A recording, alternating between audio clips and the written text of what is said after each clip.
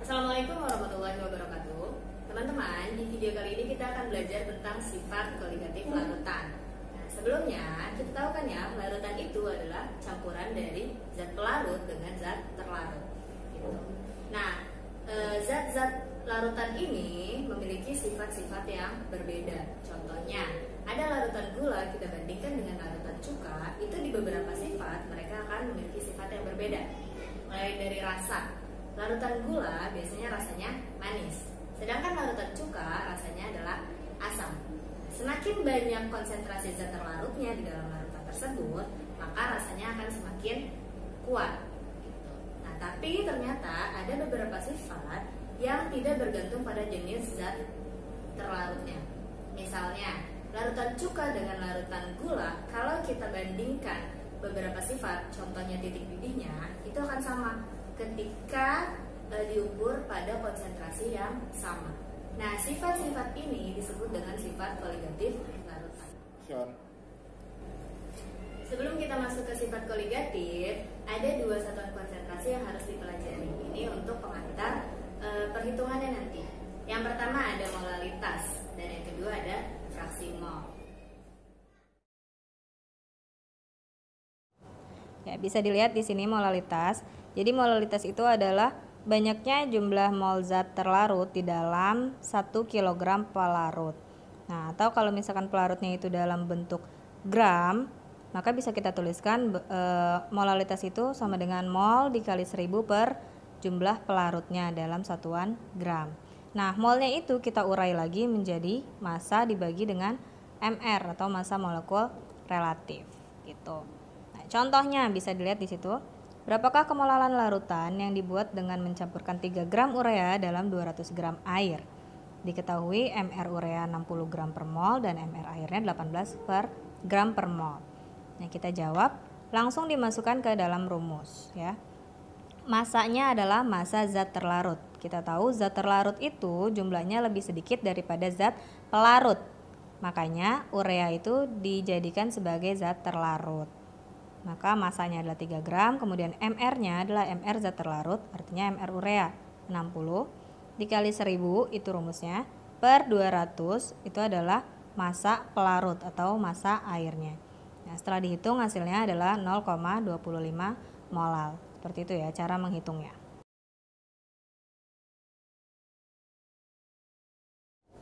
Nah, selanjutnya ada fraksi mol. Nah, fraksi mol itu, fraksi adalah bagian. Artinya, ketika ditanyakan fraksi mol pelarut, itu adalah banyaknya mol zat terlarut dalam larutan. Begitupun sebaliknya. Jika ditanya fraksi mol zat terlarut, artinya bagian dari zat terlarut di dalam larutan. Maka bisa dituliskan XP atau fraksi mol zat pelarut itu sama dengan mol pelarut dibagi dengan mol pelarut ditambah mol terlarut. Artinya ini yang dijumlah adalah mol larutan. Begitupun XT fraksi mol zat terlarut itu sama dengan mol zat terlarut dibagi mol pelarut dan mol terlarut. Langsung masuk ke contohnya. Tentukan fraksi mol urea 20% dalam 100 gram larutan urea. MR ureanya 60 gram per mol dan MR airnya 18 gram per mol. Nah, cara menjawabnya kita cari dulu molnya masing-masing. Di situ ada urea dan air. Ya, seperti yang sudah kita pelajari di kelas 10 bahwa mencari mol itu adalah dengan cara membagi massa zat terlarut dengan molnya sendiri. Nah, di sini urea berarti massanya itu karena dia 20% dalam 100 gram larutannya, artinya ada 20 per 100 dikalikan 100 gram. Itu hasilnya adalah 20 gram per MR-nya 60 gram per mol, hasilnya adalah 0,33 mol. Begitupun dengan air. Air karena tadi 100 dari 100 gram itu ada 20% urea, berarti sisanya adalah airnya. Berarti 100 dikurang 20. Hasilnya adalah 80. Ya, 80 gram dibagi 18 gram per mol, hasilnya adalah 4,44 mol. Nah, selanjutnya baru kita cari nih fraksi mol zat terlarutnya. Itu karena yang ditanya adalah fraksi mol urea, berarti kan zat terlarut ya. Berarti kita pakai rumus yang XT. Nah, XT sama dengan mol terlarut dibagi mol pelarut plus mol terlarut. Tinggal masukkan angkanya. 0,33 mol dibagi 4,44 ditambah 0,33 mol. Hasilnya adalah 0,069. Gitu ya.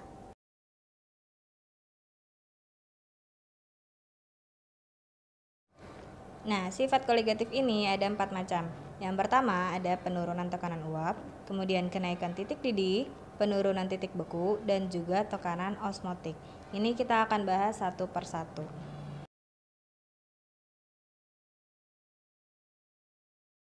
Seorang kimiawan bernama Francois Merirold mengatakan bahwa tekanan uap suatu komponen itu bergantung pada fraksi mol komponen itu dalam larutan.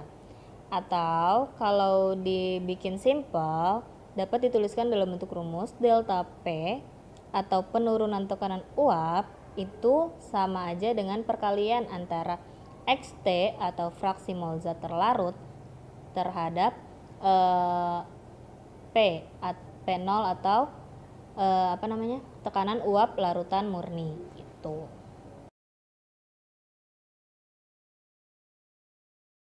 Nah, sekarang kita coba masuk ke dalam contohnya.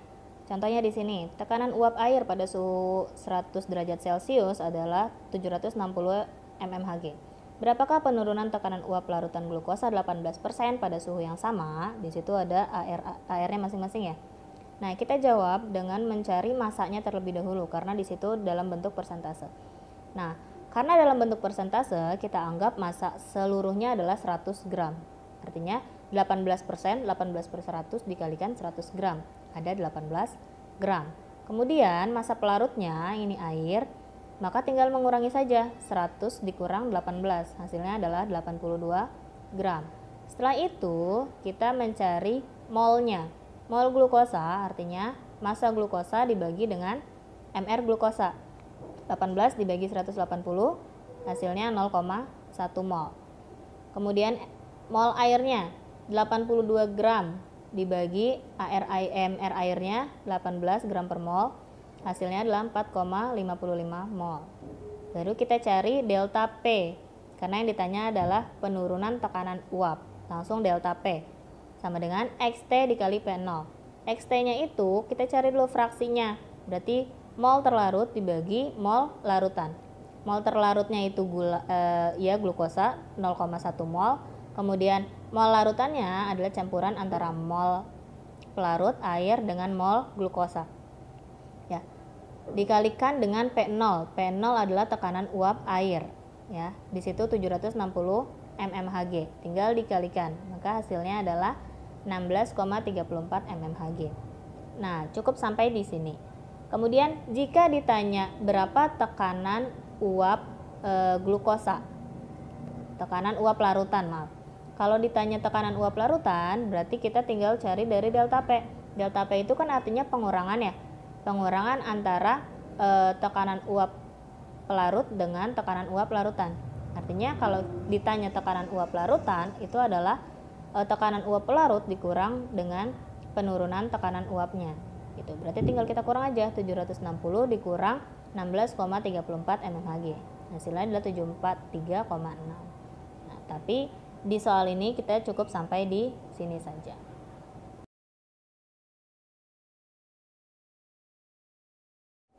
Selanjutnya kita bahas kenaikan titik didih dan penurunan titik beku. Titik didih adalah suhu pada saat tekanan uap cairan sama dengan tekanan di permukaan. Makanya titik didih bergantung pada tekanan di permukaan. Gitu. Di permukaan laut misalnya, air itu mendidih pada suhu 100 derajat Celcius. Karena suhu 100 derajat Celcius, tekanan uap air sama dengan 760 mmHg. Nah, sedangkan di puncak Everest, itu di ketinggian lebih dari 8.000 meter dari permukaan laut, mendidih pada suhu 71 derajat Celcius. Nah, biasanya yang dimaksud dengan titik didih adalah titik didih normal, yaitu titik didih pada tekanan 760 mmHg. Nah, titik didih normal air adalah 100 derajat Celcius. Sedangkan titik beku itu adalah suhu pada tekanan uap cairan sama dengan tekanan uap padatannya. Pada tekanan 1 atm, air membeku pada suhu 0 derajat Celcius. Karena pada suhu itu tekanan uap air sama dengan tekanan uap es. Nah, ketika di dalam suatu pelarut itu ditambahkan zat terlarut, ya, titik didih suatu larutan itu akan meningkat karena adanya zat terlarut. Sedangkan titik bekunya itu akan menurun, seperti itu.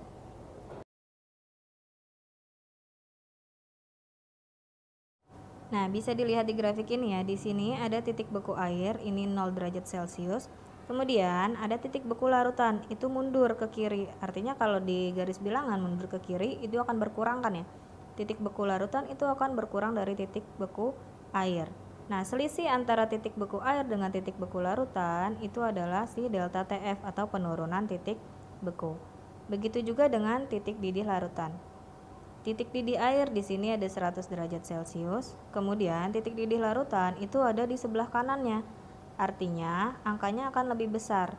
Nah, selisih antara titik didih air dengan titik didih larutan itu disebut dengan delta TB atau kenaikan titik didih.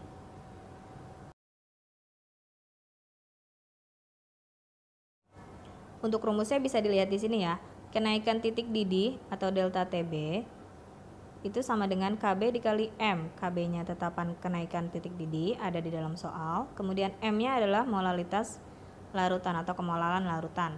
Kemudian untuk penurunan titik beku ada delta TF sama dengan KF dikali molalitas. KF-nya adalah tetapan penurunan titik beku, juga ada di dalam soal.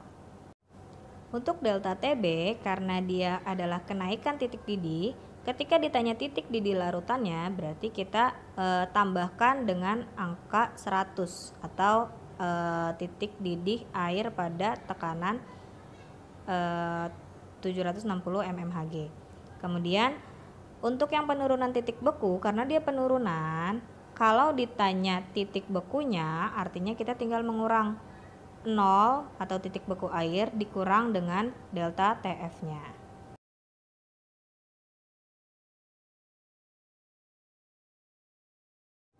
Kita masuk ke contoh ya. Contohnya, tentukan titik didih dan titik beku larutan yang mengandung 18 gram glukosa MRS 180 dan dalam 500 gram air. Nah, di sini dikasih tahu KB airnya 0,52 dan KF airnya 1,86. Untuk menjawab, kita cari dulu molalitas dari glukosa. Ya, molalitas itu apa tadi? Perbandingan mol terhadap pelarutnya. Nah, kalau diurai menjadi massa per mr, ini zat terlarutnya dikalikan 1000 per P. P itu adalah massa pelarutnya. Masanya glukosa 18, mr-nya glukosa 180 dikalikan 1000 per P. P adalah masanya pelarut atau air 500. Setelah dihitung hasilnya 0,2 molal.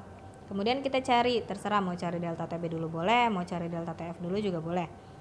Delta TB masuk ke rumusnya KB dikali molal. KB-nya ada di soal 0,52. M-nya yang tadi kita cari molalnya 0,2 molal.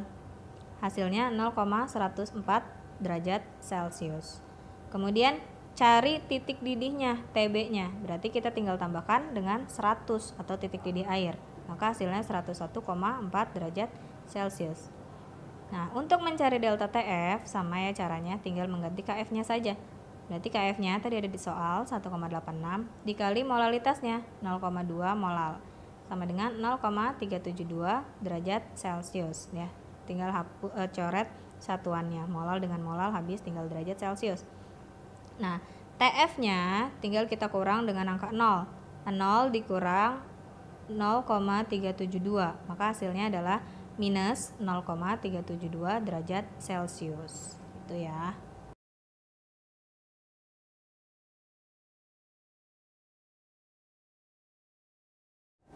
Oke, kita lanjut ke tekanan osmotik. Sebelumnya harus diketahui dulu nih apa sih osmosis itu atau osmotik itu. Jadi osmosis itu adalah perembesan molekul pelarut dari pelarut ke dalam larutan atau dari larutan yang encer, konsentrasinya rendah, ke larutan yang lebih pekat atau konsentrasinya lebih tinggi. Melalui apa? Melalui membran semi permeabel. Gitu. Bisa dilihat di sini contohnya. Ini ada tabung U, di tengahnya ini ada membran semi permeabel atau selaput semi permeabel. Gitu. Ini ketika belum ditambahkan zat terlarut apapun, masih air saja. Kemudian di tabung yang tengah ini ditambahkan suatu zat terlarut. Ketika ditambahkan, ini air akan merembes dari pelarut yang isinya cuma H2O aja, kemudian merembes ke pelarut yang sudah ditambahkan zat terlarut. Artinya dia merembes dari larutan yang konsentrasinya lebih rendah ke konsentrasi yang lebih tinggi. Nah, sedangkan tekanan osmotik itu adalah perbedaan tekanan hidrostatik, ya, hidrostatik maksimum antara suatu larutan dengan pelarutnya. Jadi ketika dia merembes itu ada tekanan yang menyebabkan dia bisa merembes melalui membran tersebut.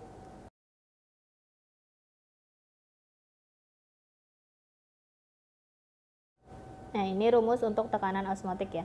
P sama dengan M kali R kali T. Nah, M-nya itu adalah molaritas larutan. Jadi banyaknya mol zat terlarut dalam 1 liter larutan gitu.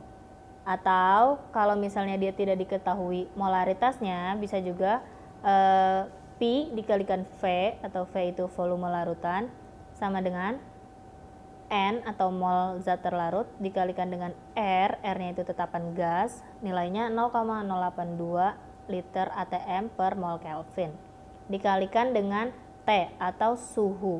Nah, suhunya ini dalam satuan Kelvin. Jadi kita ubah dulu dalam satuan Kelvin. Nah, di sini ada contohnya. Sebanyak 3 gram urea, MR-nya 60, dilarutkan dalam air hingga volume larutan mencapai 500 ml. Hitunglah tekanan osmotik larutan pada suhu 27 derajat Celcius. Nah, kita selesaikan dengan mencari mol ureanya terlebih dahulu. Seperti yang kita ketahui bahwa mencari mol itu adalah dengan membagi massa terhadap MR. Massanya urea 3 gram, kemudian MR-nya 60, didapatkan hasil 0,05 mol. Kemudian kita cari molaritasnya. Molaritas itu mol terhadap 1 liter volume. Nah, karena di sini molnya 0,05 mol, kemudian volumenya hanya 500 ml, 500 ml itu sama aja dengan 0,5 liter. Didapatkan hasil 0,1 molar. Nah, kemudian baru kita cari tekanan osmosisnya. Dengan mengalihkan molaritas dikalikan dengan R atau tetapan gasnya, kemudian dikalikan dengan T atau suhunya. M-nya tadi kita sudah dapat 0,1 molar, kemudian R-nya adalah tetapan 0,082, kemudian T-nya adalah suhu. Nah, karena di sini suhunya adalah 27 derajat Celcius, kita ubah menjadi Kelvin. Ditambahkan dengan 273, ya. 27 ditambah 273 hasilnya adalah 300. Setelah itu kita hitung semuanya nih, dikalikan. Maka hasilnya adalah 2,46 atm. Oke, sampai sini saja video kita kali ini, pembelajaran kita kali ini. Semoga bisa dipahami. Wassalamualaikum warahmatullahi wabarakatuh.